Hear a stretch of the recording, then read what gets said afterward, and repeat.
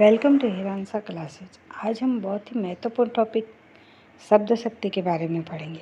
हिंदी साहित्य के अंतर्गत आने वाले ये बहुत ही महत्वपूर्ण टॉपिक है। इससे किसी भी एग्जाम में, जैसे आप कॉलेज लेक्चर का दे रहे हो, first grade second grade Hindi से तैयारी कर रहे हो तो, या थर्ड ग्रेड से, किसी में भी एग्जाम में 2 क्वेश्चन इससे ज़रूर आते हैं। तो प्लीज़ ध्यान से देखें इस वीडियो को। इसमें उदाहरण और बहुत सरल से सरल उदाहरण से शब्द शक्ति को समझाया गया है। सिर्फ एक ही बार में आपको ये पूरा ही टॉपिक याद हो जाएगा, तो इसे बार बार देखने की आवश्यकता ही नहीं पड़ेगी। तो हम शुरू करते हैं। शब्द शक्ति की परिभाषा क्या होती है? जिस शक्ति या व्यापार द्वारा शब्द के अर्थ का बोध होता है उसे शब्द शक्ति कहते हैं। अर्थात शब्द की शक्ति को ही हम शब्द शक्ति कहते हैं। शब्द शक्ति में 2 शब्द है, शब्द और शक्ति। शब्द की शक्ति उसकी अर्थवत्ता ही होती है, अतः शब्द शक्ति द्वारा शब्द के अर्थ को प्राप्त या उपलब्ध किया जा सकता है। एक वह अक्षर या वर्णों का समूह होता है, जैसे कमल शब्द क, म और ल है, तो इसमें क्या दो उसमें कोई अर्थ निहित होता है। अगर जैसे कमल का अर्थ सरोवर में पैदा होने वाला कमनीय फूल है। शब्द की सार्थकता के कारण उसकी महत्ता महान होती है और शब्द से वाक्य बनता है, और वाक्य ही भाषा का मूल आधार होता है, और ये भाषा काव्य का आधार बनती है। अतः शब्दों से ही काव्य बनता है। शब्द अगर बहुत महत्वपूर्ण और ओजपूर्ण शब्द हो तो वो काव्य में रोचकता उत्पन्न कर देते हैं।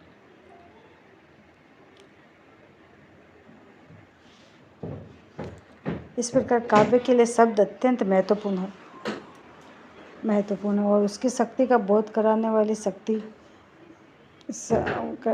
शक्ति भी उतनी ही ज़्यादा महत्वपूर्ण है जितनी कि काव्य। शब्द के प्रकार, शब्द भी 3 प्रकार के होते हैं। सूचक शब्द जो शब्द के अर्थ को व्यक्त करते हैं, यानी सीधा साधा अर्थ व्यक्त करते हैं। लक्षण यानी लक्ष्यार्थ प्रकट करते हैं, उसके अंदर कौन सा गुण है वो बताते हैं। और व्यंजक यानी व्यंग्य करना, अपन किसी को जैसे आड़ा टाड़ा बोलते व्यंग्य करते, उसमें व्यंजनार्थ होता है। और सूचक को हम अभिधा भी कहते हैं, यानी सीधा सा जो शब्द उसमें दिखाई देता है। अर्थ के प्रकार, शब्द में अर्थ निहित होता है, अतः अर्थ के प्रकार समझना आवश्यक होता है। अर्थ के भी 3 प्रकार होते हैं। अभिव्यंजक अर्थ, किसी शब्द के प्रचलित अर्थ को अभिव्यंजक अर्थ कहते हैं। इसे अभिधेय, यथा और मुख्य अर्थ भी कहा जाता है। जैसे कि पहले बताया गया कि सीधा साधा अर्थ जो हमारे को एक ही बार किसी शब्द वाक्य को पढ़ने पर उसका अनुमान होता है कि जो सीधा दिखे, उसके अंदर की तरफ जो क्या लिखा है, क्या वो उसका भाव या वो कहने का अर्थ नहीं समझ रहा है, सीधा समझ पढ़ते ही उसके बारे में सीधा भाव आना चाहिए, वही उसका अभिधेय या मुख्यार्थ अर्थ कहलाता है। जैसे उदाहरण के लिए कमल खिल गया, यह कमल का खिलना क्या है? यहाँ तालाब में खिलने वाले विशेष पुष्प कमल का अर्थ लिया जाता है। और लक्ष्यार्थ, जब प्रसंग में वाच्यार्थ नहीं लगता है तब उसके संबंध रखने वाला एक दूसरा अर्थ लगाया जाता है। अर्थात जब सीधा साधा अर्थ नहीं लगता है, जैसे कि इस दूसरे अर्थ को अपन लक्ष्यार्थ करते हैं। जैसे सीता कमल मुखी है। अब कमल का तो एक पुष्प है, लेकिन सीता कमल मुखी नहीं, यानी कमल के सुंदर मुख है सीता का, ये उसमें एक विशेषता है, यह लक्षण प्रकट होता है, इसीलिए इसे हम लक्ष्यार्थ कहते हैं। यह कमल का केवल पुष्प वाला अर्थ अभिष्ट नहीं होता, वरन कमल के समान सुंदर अर्थ लिया जाता है। कमल और मुख में सुंदरता का गुण दोनों ही समान है, अर्थात सुंदरता क्या है? सुंदर लक्ष्यार्थ हो गया उसका। व्यंग्यार्थ कभी कभी वाच्यार्थ या लक्ष्यार्थ के लग जाने पर भी एक दूसरे का अर्थ सूचित करता है, यह अर्थ व्यंग्यार्थ कहलाता है। इसको ध्वनि भी कहते हैं, यानी उसके अंदर का भाव प्रकट होता है। जैसे 2 विद्यार्थी प्रतिदिन संध्या होते ही घूमने जाया करते हैं। उनमें से एक अपने साथी से कहते हैं संध्या हो गई। जैसे एक ने अपने साथी से कहा संध्या हो गई, संध्या होने का अर्थ सभी अलग अलग लगाते हैं। एक तो सीधा साधा वह अर्थ है कि हाँ शाम का समय हो गया, दिन ढल गया, तो सीधा साधा अर्थ है, वो अभिधा कहलाता है। और इसका लक्ष्यार्थ कहलाता है। जैसे इस वाक्य का मुख्यार्थ हो गया सूर्यास्त का समय हो गया, यही मुख्यार्थ है अभिधार्थ। यहाँ यह अर्थ तो है ही, पर एक अर्थ और निकलता है, जैसे कोई शाम को घूमने जाता है तो घूमने चलने का समय हो गया, घूमने चलो। दूसरा अर्थ व्यंग्यार्थ होता है। शब्द शक्ति के भेद, शब्द शक्ति के अलग अलग प्रकार के होते हैं। जैसे शब्द का अर्थ प्रकट करने की शक्ति को हम शब्द शक्ति कहते हैं। तो इसके भी 3 भेद है। एक भेद तो है अभिधा, शब्द की वह शक्ति जिसमें अभिव्यंजक अर्थ प्रकट होता है या सीधा साधा जो दिखने पर हमारे को समझ में आ जाता है। लक्षणा, लक्षणा शब्द की वह शक्ति है जिसमें लक्ष्यार्थ प्रकट होता है।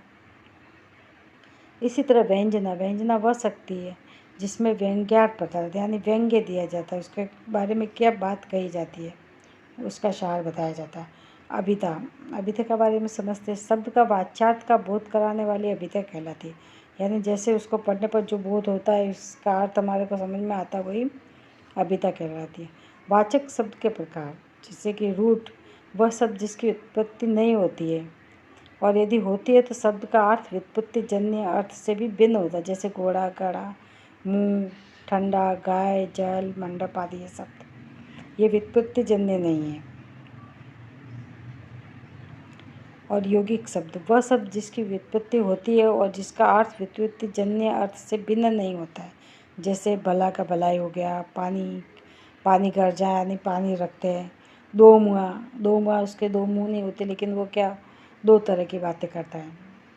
शारीरिक सुंदरता, बुढ़ापा, अन्न जल, ये सब क्या है, ये व्युत्पत्ति जन्य अर्थ से भिन्न नहीं है, परंतु इसकी व्युत्पत्ति शब्द जिसकी व्युत्पत्ति और जिसका अर्थ व्युत्पत्ति जन्य अर्थ से भिन्न नहीं है, वे क्या कहलाते हैं, यौगिक शब्द कहलाते हैं। और योगारूढ़, वह शब्द जिसकी व्युत्पत्ति होती है पर जिसका अर्थ व्युत्पत्ति अन्य अनेक अर्थों में से केवल एक तक ही सीमित हो जाता है, वो क्या कहलाता है, योगारूढ़। जैसे पंकज, पंकज का अर्थ होता है कमल होता है, और पंक का अर्थ होता है कीचड़, और जय यानी जन्मा हुआ, यानी कीचड़ से जन्मा हुआ कमल। ऐसे कीचड़ से जन्मे हुए तो बहुत सारी चीज़ें होती है, जैसे गेंगा है, सिंगाड़े है, लीली है, बहुत सारे होते हैं, लेकिन उस पंकज केवल कमल के लिए ही किया जाता है, यानी वो उसी चीज़ के लिए रूढ़ हो गया, पक्का हो गया। पंकज किसी और को हम नहीं कह सकते। इसमें ध्यान देने योग्य बात यह है कि कीचड़ से तो सिंगाड़ा, गेंगा क्या भी उत्पन्न होता है, किंतु मात्र कमल के लिए ही ये शब्द रूढ़ हो गया है। वाच्यार्थ भेद, वाच्यार्थ के भी 2 भेद है। अव्यार्थ, वह अर्थ जो शब्द के अवयवों का अर्थ हो, अर्थात जो व्युत्पत्ति व्युत्पत्ति पाने पर निर्भर रहता है। समुदायार्थ, इसमें अव्यार्थ और समुदायार्थ होता है। वह अर्थ शब्द के अवयवों का अर्थ न हो और सामूहिक रूप से सारे शब्दों का अर्थ हो, यानी एक शब्द का कोई अर्थ नहीं निकलता है, बहुत सारे शब्दों का साथ में मिलाते तो उसका अर्थ निकलता है, उसको बोलता है समुदायार्थ, अर्थात समुदाय में होता है वो। रूढ़ शब्द का केवल समुदायार्थ होता है और यौगिक का केवल अव्यार्थ होता है। और योग रूढ़, रूढ़ की जगह क्या होता है, इसे रूढ़ होना चाहिए, योग रूढ़। योग रूढ़ शब्द में अव्यार्थ और समुदायार्थ दोनों ही पाए जाते हैं। लक्षणा, लक्षणा में क्या मुख्यार्थ वाच्यार्थ में बाधा आने पर जब शब्द से गुण, क्रिया आदि के आधार पर अन्य अर्थ निकाला जाता है, अर्थात उसका लक्षण प्रकट किया जाता है, तब क्या होती है, तब लगती है लक्षणा शब्द शक्ति होती है, लक्ष्यार्थ होता है। अब लक्षणा के भी अलग अलग भेद है। उपादान लक्षणा, जब लक्षणार्थ में वाच्यार्थ सम्मिलित रहता है, अर्थात जब वाच्यार्थ सर्वथा परित्यक्य नहीं होता है, यानी वाच्यार्थ भी उसके अंदर सम्मिलित आता है। अजहत्वार्थ, इसको हम एक और दूसरे नाम से अजहत्वार्थ के नाम से भी, यानी अपने वाच्यार्थ को नहीं छोड़ने वाला लक्षण भी इन्हें कहते हैं। जैसे कि हाथ पैर नचाते हुए काम करो, यह हाथ पैर का अर्थ होता है शरीर का अंग होता है, केवल हाथ पैर ही नहीं नचते, उसके साथ पूरा शरीर भी डुलता है, शरीर के अंगों में हाथ पैर भी शामिल होते हैं। जैसे कि 2 बंदूकों ने सारे गांव को लूट लिया, तो यहाँ 2 बंदूकों का अर्थ होता है कि बंदूकधारी मनुष्य, ऐसे थोड़ी है कि कोई 2 बंदूकें आई और पूरे गांव को लूट के चली गई, निर्जीव वस्तु नहीं, इसके साथ में क्या बंदूक को धारण करने वाले व्यक्ति भी आए होंगे और उन्होंने डरा के गांव को लूटा, यानी बंदूकधारी मनुष्य में बंदूकें भी सम्मिलित है। और लक्षण लक्षणा, जब लक्षणार्थ में वाचा सम्मिलित नहीं होता है अर्थात जब वाचा सर्वथा परित्यक्य होता है, इसे हम क्या कहते हैं, जहत्वार्थ, यानी अपने वाच्यार्थ को छोड़ देने वाली लक्षणा भी कहते हैं। जैसे ये बालक सिंह है, या सिंह का अर्थ क्या है, बालक कभी सिंह बन सकता है, नहीं बन सकता, लेकिन सिंह के समान उसकी क्या वीरता होती है। नेक्स्ट है राजस्थान जाग उठा। यह राजस्थान का अर्थ है राजस्थान के निवासी से होगा। राजस्थान एक निर्जीव है या एक भूखंड है, वो कभी नहीं जागता है। वहाँ के निवासियों में क्या जागरूकता आ गई तो वो क्या जाग उठे।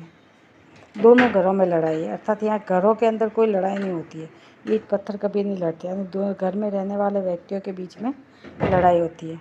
मानस पढ़ो यानी मन को थोड़ी पढ़ा जाता है। मानस का एक अर्थ होता है मन, मानस का एक अर्थ सरोवर भी होता है, यानी मन या सरोवर को कभी नहीं पढ़ा जा सकता, किंतु राम के चरित्र का वर्णन करने वाला ग्रंथ होता है। मानस का एक ही अर्थ लगाया जाता है, रामचरित्र मानस। मानस कहते ही सबके मन में एक ही विचार आता है कि मानस क्या है, कि रामचरित्र मानस है। इसी तरह एक और उदाहरण लेते हैं, कोकिल कंठी गा रही है। कोकिल कंठी यानी कोयल का कंठ गा रहा है, नहीं, कोयल के समान कंठ वाली एक बालिका गा रही है, अर्थात तो उसके स्वर कैसे कोयल के समान मधुर हैं। लक्षणा के अन्य उदाहरण भी हम देखते हैं, जैसे पंजाब वीर है, तो पंजाब क्या भूखंड वीर है, नहीं, पंजाब की जनता, वहाँ के लोग होते हैं, उनमें वीरता का लक्षण है। सुरेश गधा है, तो सुरेश तो एक इंसान है, व्यक्ति, वो गधा कैसे हो सकता है, यानी उसमें कौन सा गुण है, मुक्तता का गुण है। सारा गांव भूखों पर रहा है। अब जैसे गांव कैसे भूखा रह सकता है, गांव में रहने वाली जनता या गांव के लोग होते हैं, ग्रामवासी, वो भूखे रहेंगे। मेरा घर गंगा नदी पर है, यानी नदी के ऊपर कभी कोई घर नहीं हो सकता, अर्थात घर कहाँ होगा, गंगा नदी के तट पर होगा। जैसे दूध जीवन है, तो दूध जीवन है, क्या दूध से जीवन बन सकता, नहीं, जीवन देने वाला है दूध, अर्थात दूध के अंदर सभी पौष्टिक तत्व है जिससे कि जीवन चलाया जा सकता है। राम मूर्ति इस युग के भीम है। अब भीम क्या, भीम यानी भीम के समान है, राम मूर्ति क्या है, भीम थोड़ी हो सकते, नहीं, राम मूर्ति भीम के समान क्या बलशाली और वीर है। नेक्स्ट, वे 2 दिन का यौवन, यानी आज और कल 2 दिन का यौवन थोड़ी हो सकता है, यानी क्षण भंगुर है, कुछ समय का है, थोड़े वर्षों का ही होता है यौवन। एक और उदाहरण देखते हैं, जैसे चारू चंद्र की चंचल किरणें खेल रही है जल थल में, यानी जल और थल में से भागती थोड़ी किरणें, नहीं, जल और थल के अंदर चंद्रमा की किरणें अपनी कांति फैला रही है। इस खंडर में बिजली सी उन्मत्त जवानी दौड़ी होगी, यानी खंडर से अर्थ है कोई टूटा हुआ मकान या बिखरा हुआ घर नहीं मानते उसको। खंडर का अर्थ होता है एक बूढ़ा शरीर से लिया गया है, यानी जो बूढ़ा शरीर था कभी वो जवान रहा होगा। हुई वीरता की वैभव के साथ सगाई झांसी में। अब वीरता की सगाई वैभव में, यानी वीरता किसका प्रतीक है, वीरता प्रतीक है रानी लक्ष्मीबाई का, अर्थात झांसी में सगाई हुई है उनकी। जब वाच्यार्थ और लक्ष्यार्थ से भी शब्द के अर्थ का बोध न हो तब उसका बोध कराने वाली तीसरी शक्ति होती है, उसको हम क्या बोलते हैं, व्यंजना शब्द शक्ति कहते हैं। व्यंजना का अर्थ है छिपे हुए अर्थ का बोध कराने वाली शक्ति।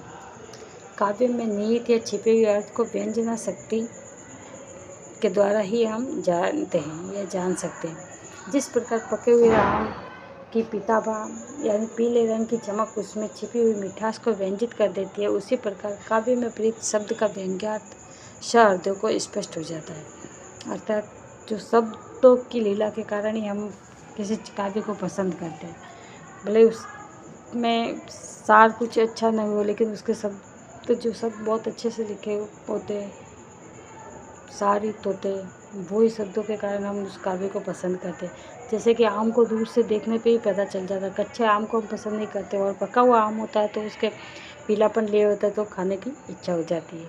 उसी प्रकार शब्दों के द्वारा ही काव्य को भी पहचाना जाता है। व्यंजना के भेद, व्यंजना के प्रकार, व्यंजना में मुख्यतः 2 भेद होते हैं, शाब्दिक व्यंजना और आर्थी व्यंजना। शाब्दिक व्यंजना, जब व्यंजना शब्द में हो, व्यंजना शब्द में है तब व्यंजना शब्द का शाब्दिक कहा जाता है या व्यंजना शब्द शक्ति कहा जाता है। जब उस शब्द को बदल देने की से व्यंग्यार्थ नष्ट हो जाए, यानी किसी चीज़ के शब्दों को बदल दिया जाता है, अर्थ तो वही रहता है लेकिन उसका व्यंग्य होता है वो नष्ट हो जाए। जैसे चिर जीवो जोरी जिरे जुरे, क्यों न सने गंभीर, को गति एवस बानुजा वे हल धर के वीर। इसमें क्या कहा गया है कि राधा और कृष्ण की जोड़ी कैसी चिरजीवी है, परस्पर गहरा परम प्रेम है, क्यों नहीं जुड़े रहे, क्योंकि भगवान राधा और श्री कृष्ण में बहुत ही गहरा प्रेम है, जो कि प्रेम के मूर्त के रूप में विश्व में पूजे जाते हैं। इसी तरह एक और अर्थ लिया जाता है कि बैलों की जोड़ी होती है जो हमेशा जुड़ती रहती है। इसमें वर्ष भानुजा यानी बैल की बहन माना जाता है गाय को, और वृष माना जाता है बैल को। उसी तरह वृषभानुजा यानी वृषभानु के भाई, वृषभानुजा की बेटी मानी जाती है राधा जी को, और हलधर के वीर यानी हलधर बलवीर बलदेव को कहा जाता है, और वो बलदेव के छोटे भाई ही श्री कृष्ण हैं।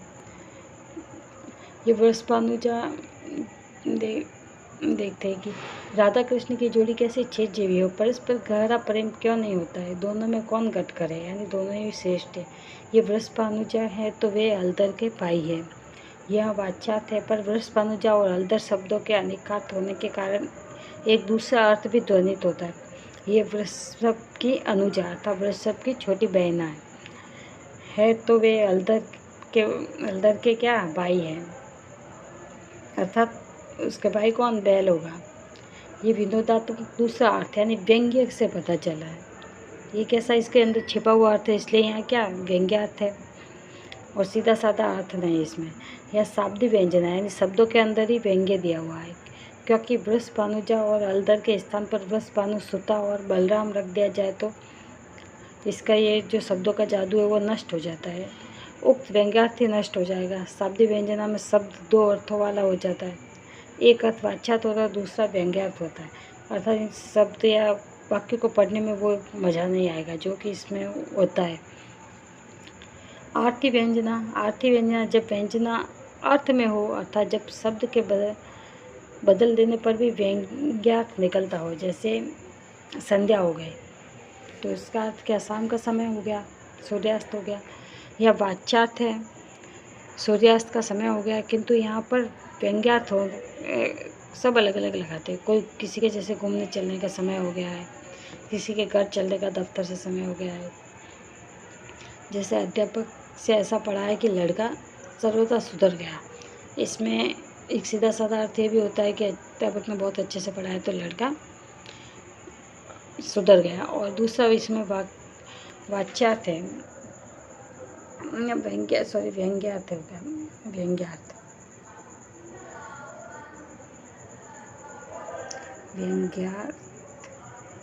व्यंग्यार्थ हो गया, जिसमें क्या है कि इसमें व्यंग्य किया गया, लड़का सर्वथा सुधर गया। लक्ष्यार्थ होगा कि लड़का सर्वथा बिगड़ गया, इसका लक्षण क्या। और व्यंग्यार्थ होता है अध्यापक कैसा अयोग्य है, ऐसे अयोग्य अध्यापक के में पढ़ाया जो लड़का क्या बिगड़ गया।